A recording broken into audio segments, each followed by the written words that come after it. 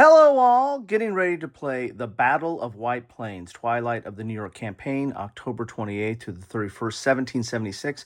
And I'm going to be posting this during that time period because, I like anniversaries when I do my after actions. This is a game designed by Mark Miklos and published by GMT Games, which was kind enough to send this to me. And I'll put a link to my unboxing and first look in the description down below. But this is part of the Battles of the American Revolution. This is volume 10. And a couple of things about this. Number one, spoiler alert, this is my favorite series for the American Revolutionary War. There's not a ton of series out there on that, so not a lot of competition. But this still is a very good system. The rule book is not that complex. This is a relatively easy system to get into. So I like it, and so I'm kind of biased. And I'll put a link to my Battles of the American Revolution series, where I've covered some of these games. I haven't done a lot of after actions on these, although I've played all the ones that I have. I haven't done a lot of after actions, but I'm trying to catch up on that. That's the first thing. Love this series, so biased. Second thing is this game right here. Since the release of this, there's now like 2 tri-packs where they're going back to their previously released games, and they're combining them into tri-packs or 3 battles in a box, and they're using mounted map boards. All the other ones had paper map boards. This, I believe, might be one of the first mounted map boards. And when I got this, I was like, golly, I was so used to the paper maps. And I'm like, why do you need to go through all that production for a mounted map board? Now, don't get me wrong. I grew up with Avalon Hill, so I'm used to mounted map boards. That was my first experience with war games, was the mounted map boards, Panzer Blitz, Panzer Leader, Squad Leader, Third Reich, all those games. And so I kind of like mounted map boards, but I got used to the paper because you could put plexi on it, and you can put a lot more in a box. So I thought this might have been like overproduction. But, once I got this out of the box and started setting up, I like the mounted map board. It has a whole feel to it. And I also thought, it was overproduction for just one battle, because the tri-packs have 3 battles in a box. But this is an involved battle. I mean, this is the exclusive rule book for White Plains, and it is, there's a lot in here. Now, it's 36 pages. Now, it has all the scenarios, it's got history, it's got explanation of the cards, it's got a lot more in here than just the exclusive rules. But the exclusive rules are quite involved. There's like 15 pages of exclusive rules in here. Well, that includes the scenarios. So there is a lot to this battle. And as I got into it, I started realizing this is a battle I didn't know much about, and it's a very interesting battle. So let's talk a little bit. I'm pretty close to setting up here, or finishing setting up. But let's talk a little bit about this battle. This is, we had the Washington in New York, in Brooklyn, and then had to get out of New York. The famous fog, escape under the cover of fog, and then went into upper New York, and actually kind of stopped and set up for a battle, or a delaying tactic at the very least, here in upper New York. North, you can't see the rows there, but north is that way. So that's east, down is west, and that is north, and that is south. And so Washington set up here, and he put some defense works up here, and you can see that some of it's on the board, plus there's rules in here for kind of false defense works, that he did just to kind of be more of a deterrent to the approaching British forces, but kind of set up for a battle here. And as as any of you who have studied American Revolutionary War, Washington didn't really go in for a lot of pitched battles. It was more of a hit and run type tactics, guerrilla type tactics, because he always had the inferior force. But this one was kind of interesting. He set up along this line here. There's 2 big hills here. There's Chatterton Hill, and there's Purdy Hill, and there's a valley here where the Brooklyn river, or the Bronx River, it comes through here. And so had really good defensive here. His headquarters is over here, but did not, secure this hill here, and that became the primary focus of the battle. Howe is approaching from the south to the north, and kind of forks his forces at junction right here, going along this road to White Plains. White Plains is the main city in this area, and then takes another one, forces along the York Road, and then those forces are probably going to start focusing, and as history has it, focuses on Chatterton Hill here. So interesting battle here.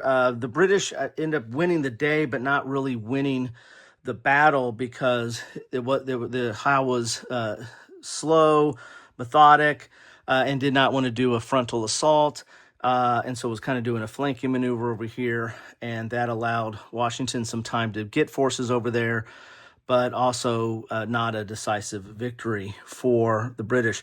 One of the things that's interesting in this battle is there's some off-map considerations. You have Tarrytown. There's a Tarrytown transition box. You leave from one of these two hexes to the transition box, and then it takes one turn to get to Tarrytown.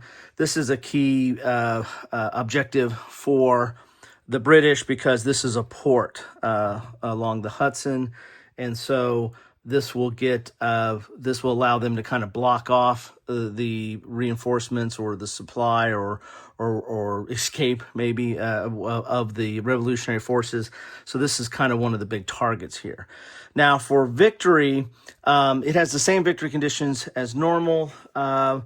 There's if you lose morale, you can lose that way.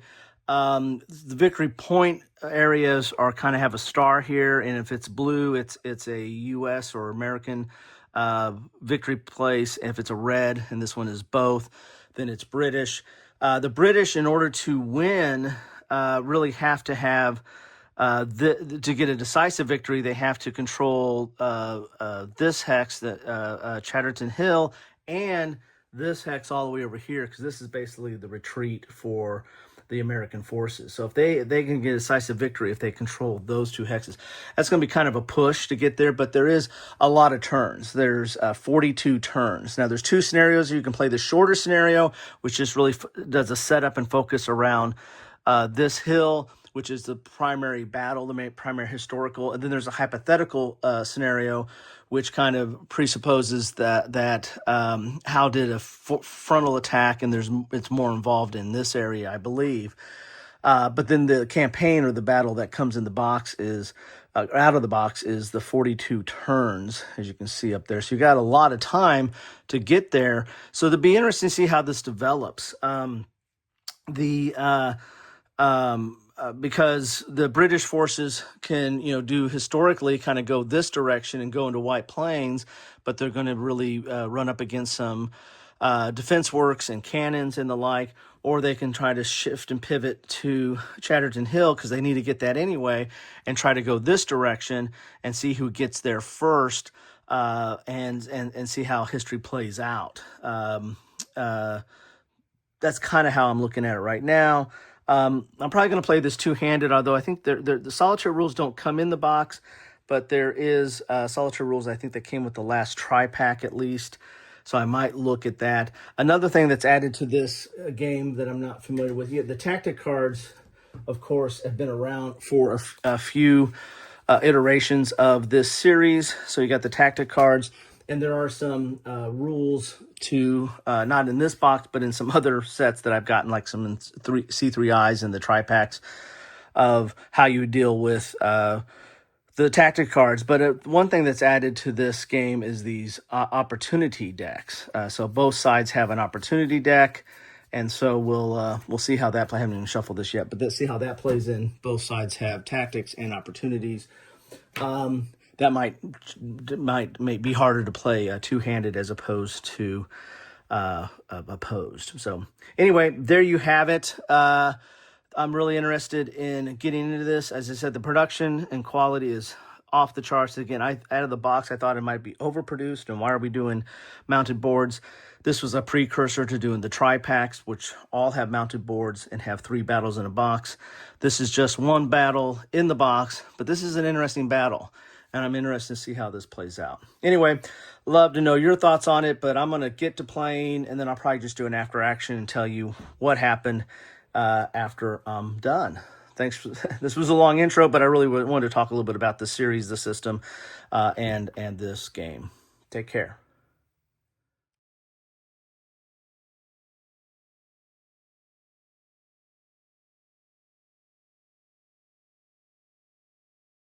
Hello all, I'm back playing the Battle of White Plains, Twilight of the New York Campaign, October 28th through the 31st, 1776, and I'm posting this during that same time period on the anniversary of this battle, and it really did not come out well for the American Revolutionary Forces because on turn 23, or was it 24? Well, turn 23, 24. During the Revolutionary Forces portion of their combat, their phase, the British forces got initiative, they went, and then the British forces went, and then due to cannon fire, the British had concentrated a lot of their cannons on this ridge or hill right here, and concentrated their fire on this stack here that had George Washington, who actually had his better combat factor there, and got a result that ended up being a reduction of a step and elimination of a leader. So Washington was eliminated, and what that did is that ended up, let's go off camera here and see what we got here. That ended up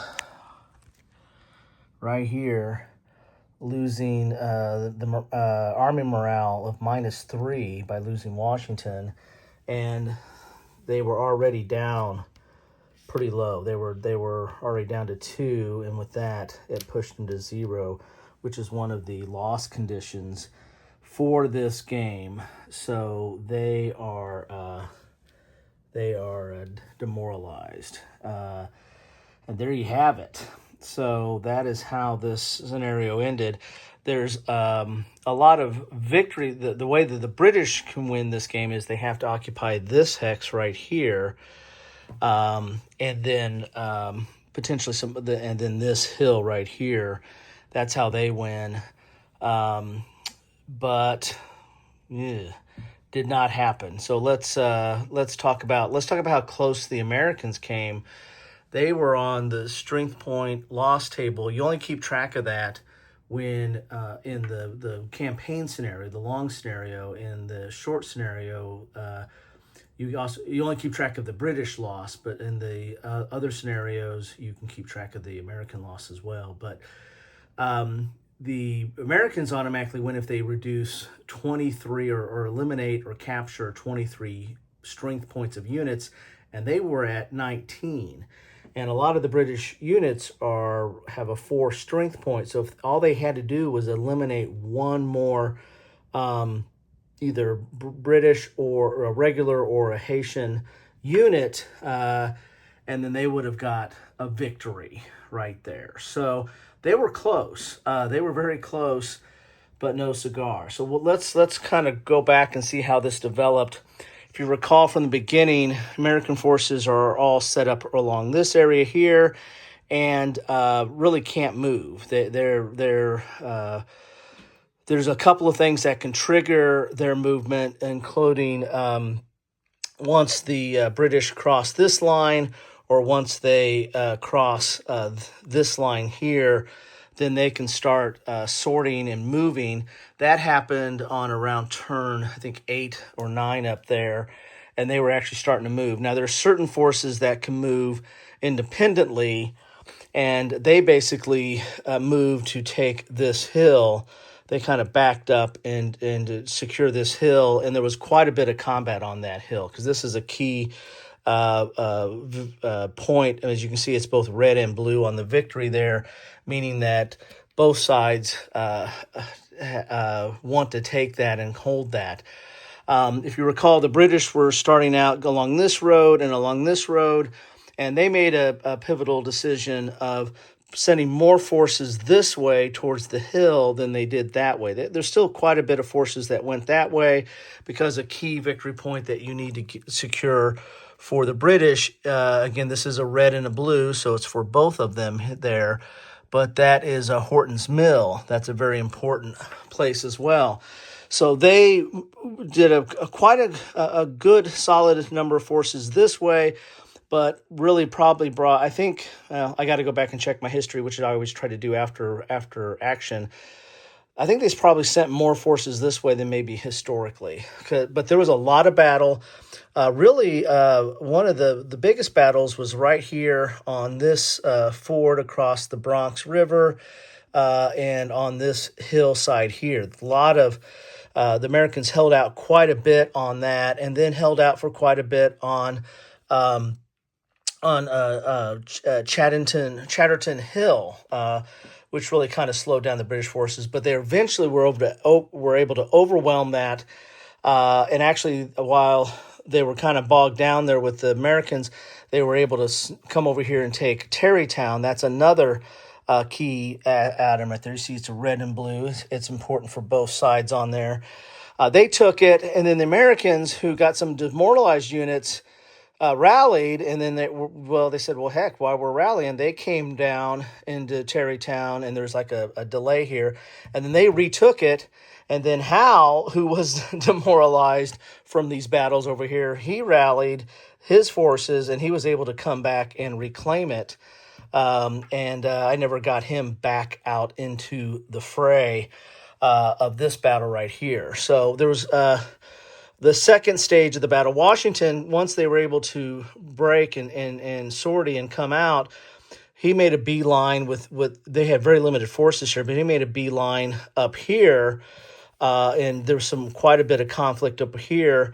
The British wanted to get their guns on this hill. Washington wanted to get his guns on that hill. He was trying to bring some guns from over here. But they were able, the Americans, they had lost so much. Here's the captured area. And a lot of those captures came with encirclements, because once if you have to retreat through an enemy zone of control, or if you have to retreat through your own forces and you can't, you're going to violate stacking, you're going to get captured. I think I played that rule right.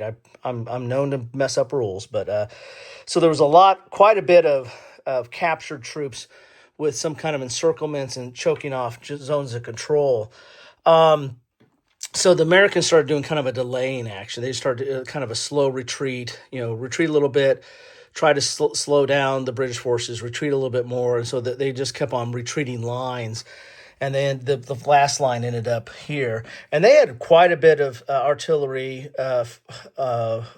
consolidate on this hill that was taking out some British forces. And all they needed to do was one more force strength point, and they had the game. But it turned out being a demoralized victory for the British. Again, there were some battles on this as well. The British eventually kind of broke off those forces and started sending them this way, because they were going to try to do an end around of this line right here to get the headquarters, or get this hex right here. If they would have got that, they would have. That's the victory point. That's the key victory point for British to win the scenario. So anyway, British did very well, but I mean, again, they were only 4 strength points away from losing, and the Americans hung out, but to no avail. There was quite a bit of battling along this line. The British kind of stayed this here so that the Americans couldn't make a beeline to the British headquarters, which are down there. But these reinforcements right there probably would have staved that off. Anyway, so there you have it. I like this. I mean, when I first opened it up in the unboxing, which is in the description down below, but also when I was setting this up, I was like, God, this is like overproduced. You got a mounted map board, you got all these pieces. Why do you have all this? This is an epic game. I mean, it could go 30 turns. There are some cards here in the decks. You get these opportunity cards, which is kind of a new add to the game, or at least for I think it's a new add. And they come in during certain parts of the game, but they add a lot of flavor. They're not just the tactical cards, which is a straight up modifier. These are more tied to the history of the game, so kind of like event card or the history of the battle. So the kind of event cards, but so this is epic. I mean, with the opportunity cards they're giving the history, the way the setup here, and this takes a long time. I mean, the Americans really can't do anything for quite a bit of time, and it gets even worse when you get to the rain turns because it's just slog and it slows down your movement points. And actually, the Americans, kind of sat still during some of the rain turns to rally, to get their morale up because this morale was always it was the highest it ever got was once it starts out up there, but it got into this orange really quick and got into this dark orange for most of the rest of the game, and that's ended up how they lost. So anyway, there you have it. That is my play of the Battle of White Plains, part of the Battles of the American Revolution. This is volume 10 by Mark Miklos and provided by GMT Games, published by GMT Games, which was kind of sent this to me. So I like it. I like this system. This is a really cool system. As I said, it's not that convoluted. You really only have three charts that you're really playing with the most, and that is your close combat chart. But then you have for range combat, for rifle or artillery, you have that chart, and both sides try to concentrate artillery so they get the better rolls on your artillery and get the better. So if you got to hit before you can get the damage, but a lot of it was on this close combat chart, and so a lot of disruption, a lot of that in the game, and a lot of morale checks and the like. But anyway, there you have it. That's what I have for you today. Enjoyed this. Check it out. Check out this series. And there you have it on the anniversary of the Battle of White Plains. Take care.